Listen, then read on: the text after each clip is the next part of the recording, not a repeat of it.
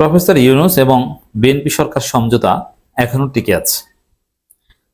এমনকি professor ইউনূসকেই BNP রাষ্ট্রপতি বানাতে পারে সেই সম্ভাবনা এখনো শেষ হয়ে যায়নি। তো দর্শক,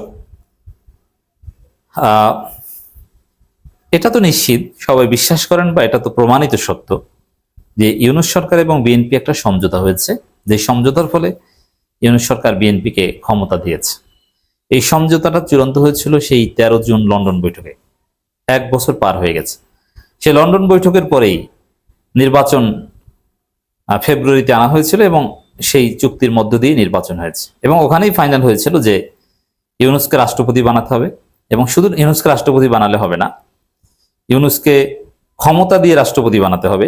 এই চুপ্পু আব্দুল হামিদ টাইপের ধৈঞ্চা বা জিল্লুর রহমান টাইপের ধৈঞ্চা রাষ্ট্রপতি না, পাওয়ারফুল রাষ্ট্রপতি বানাতে হবে। এই জন্যে জুলাই সনদ বাস্তবায়ন করতে হবে, সেখানে রাষ্ট্রপতির ক্ষমতা বাড়ানো হয়েছে।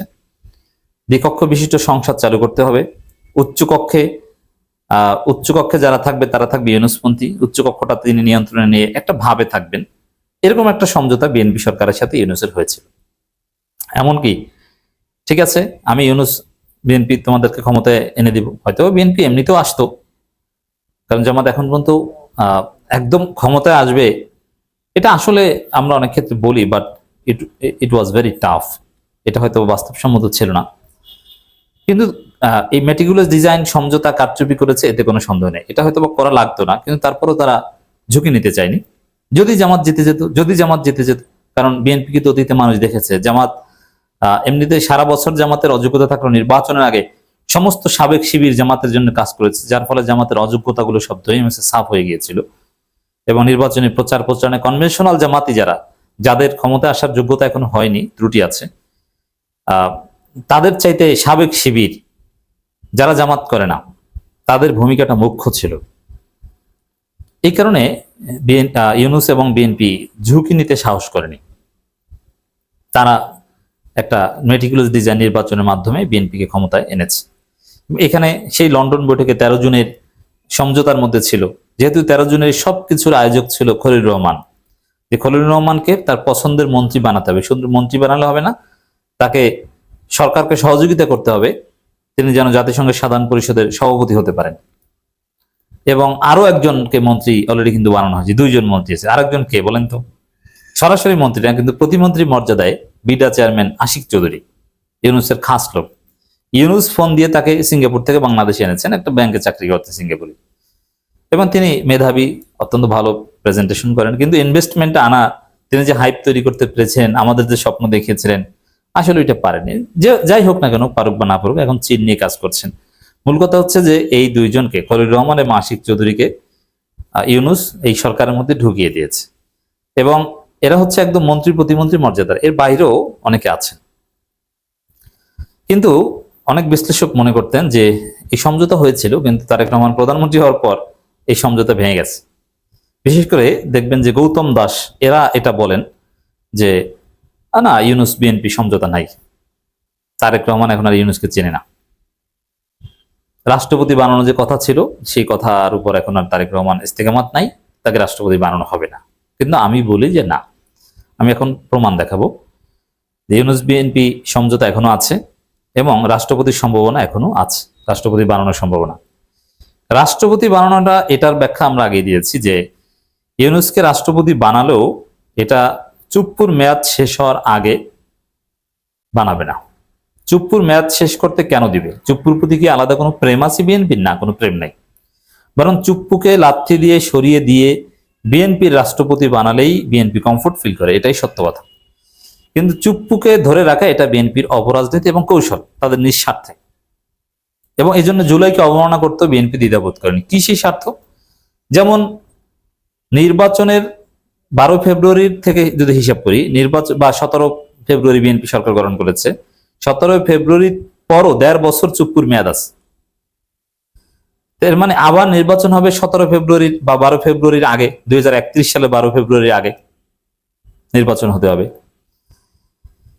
এখন ওই 17 ফেব্রুয়ারি যদি বিএনপি ক্ষমতা এসে পার্লামেন্ট বসিয়ে যদি চুপ্পুকে সরিয়ে দিত, তাহলে যেটা ঘটতো, বিএনপির 5 বছর আর বিএনপির যিনি রাষ্ট্রপতি হতেন, ইউনূস কিংবা মির্জা ফখরুল কিংবা খন্দকার মোশাররফ যাই হোক না কেন, বা মঈন খান বা নজরুল ইসলাম খান যেই হোক না কেন, বা সেলিমুর রহমান যেই হোক না কেন, দেখা যেত যে বিএনপির মেয়াদ 5 বছর, বিএনপির রাষ্ট্রপতির মেয়াদও 5 বছর, বিএনপিও নাই, বিএনপির রাষ্ট্রপতিও নাই। যার ফলে যে তত্ত্বাবধায়ক সরকার অধীনে পরবর্তী নির্বাচন হবে, সেই তত্ত্বাবধায়ক সরকারের তো সরাসরি বিএনপির কেউ থাকবে না, কিন্তু রাষ্ট্রপতিরা যদি বিএনপির থাকে, বিএনপি যাকে অ্যাপয়েন্ট করবে তিনি তো বিএনপির পারপাস সার্ভ করবেন। আর তত্ত্বাবধায়ক সরকারের আমলে, নির্বাচনকালীন তত্ত্বাবধায়ক সরকারের সময় রাষ্ট্রপতির একটা আলাদা ক্ষমতা থাকবে। এই জন্য বিএনপি চুপ্পুর মেয়াদ শেষ করে, মানে 1.5 বছর পর রাষ্ট্রপতি বানাবে, যাতে হবে 31 সালের নির্বাচনকালীন তত্ত্বাবধায়ক সরকারের সময়, এমনকি সেই নির্বাচনের মাধ্যমে জামাত ক্ষমতা আসলে ওই জামাতেরও 1.5 বছর পর্যন্ত বিএনপির রাষ্ট্রপতি থাকবে। যেমন এখন বিএনপি ক্ষমতায়, কিন্তু রাষ্ট্রপতিরা যদি জামাতের থাকতো তাহলে জামাতের অনেক উপকার হতো না? ওইরকম সাপোজ 31 সাল নির্বাচনে ক্ষমতা আসলো জামাত, কিন্তু রাষ্ট্রপতিরা বিএনপির, জামাত ক্ষমতা আসলেও 1.5 বছর বিএনপি রাষ্ট্রপতি থাকবে, এবং কোনো যৌক্তিক কারণ ছাড়া জামাত চাইলেই তাকে অপসারণ করতে পারবে না, ইমপিচ করতে পারবে না, এবং করবে না। বিএনপির রাষ্ট্রপতির সাথেই জামাতকে কাজ করতে হবে। তো দর্শক, এই জন্যে এই কৌশলের অংশ হিসেবে বিএনপি 1.5 বছর পর চুপ্পুর মেয়াদ শেষ করিয়ে তাদের রাষ্ট্রপতি দিতে চায়, যাতে 31 সালে তারা ক্ষমতা আসতে পারুক বা না পারুক, তারপরেও যেন তাদের রাষ্ট্রপতি থাকে।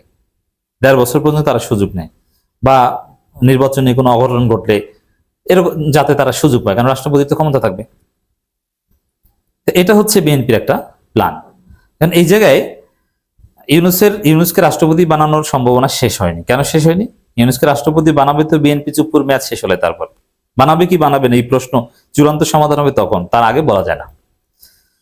এমনকি একদম বিএনপির যিনি আছেন তাকে বিএনপির পক্ষ থেকে বা যাকেই হোক না কেন, নতুন রাষ্ট্রপতি নির্বাচনের আগের দিন পর্যন্ত বলা যাবে না যে ইউনূসকে রাষ্ট্রপতি বানানোর সম্ভাবনা শেষ। নতুন রাষ্ট্রপতি নির্বাচনের আগের দিনও সম্ভাবনা থাকবে ইউনূসকে রাষ্ট্রপতি বানানো, কারণ বিএনপিকে ক্ষমতা এনে দিয়েছে ইউনূস। কারণ বিএনপির জন্য অনেক চ্যালেঞ্জ ছিল যাতে বিএনপি ক্ষমতা আসতে না পারে। তো দর্শক, সমঝোতা যে টিকে আছে এটা অবশ্য বোঝা যাবে জুলাই সনদ বাস্তবায়ন করছে কি করছে না এগুলোর উপর, কারণ জুলাই সনদ বাস্তবায়ন করতে হবে, এটা ইউনূসের একটা রিকোয়ারমেন্ট ছিল। এটা ঘুরিয়ে পেঁচিয়ে বা দর কষাকষি করে আরো অনেক হিসাব নিকাশ আছে যে যতটা কম করা যায় ততটা কম করবে, এগুলোতে ইউনূসও ছাড় দিবে কিনা এটা নিয়ে আলাপ আলোচনা চলছে এখনো। কিন্তু সমঝোতা টিকে আছে, তার প্রমাণ হচ্ছে ইউনূসের বিরুদ্ধে কোনো পদক্ষেপ বিএনপি সরকার অ্যালাউ করছে না। সমঝোতা না থাকলে এটা হতো না। হামে শিশু মৃত্যুর ঘটনায় ইউনূস নূরজাহানদের বিরুদ্ধে মামলার আবেদন খারিজ। আচ্ছা, মিনিমাম ইউনূসকে ছাড় দেওয়া হলো, এই যে হামে শিশু মৃত্যু এবং টিকা নিয়ে যে কিছু একটা ঘটেছে, ইউনূস সরকারের আমলে মিনিমাম স্বাস্থ্য উপদেষ্টাকে জবাবদিহিতার আওতায় আনা হতো, অথবা স্বাস্থ্য সচিব বা এরকম কয়েকজনকে, স্বাস্থ্য অধিদপ্তর ডিজি দায়িত্বশীল পর্যায়ে কয়েকজনকে অ্যাটলিস্ট জিজ্ঞাসাবাদ করা হতো, তদন্তের মুখোমুখি করা হতো, জেল জুলুম করা হোক বা না হোক, কিছুই করা হচ্ছে না। এবং কোথাও ইউনূসের বিরুদ্ধে কোনো মামলা, কোনো অভিযোগ টিকছে না, খারিজ হয়ে যায়। এটা রাষ্ট্রের তত্ত্বাবধানে হচ্ছে। এটা একটা প্রমাণ যে ইউনূস এবং বিএনপি সরকার সমঝোতা এখনো টিকে আছে।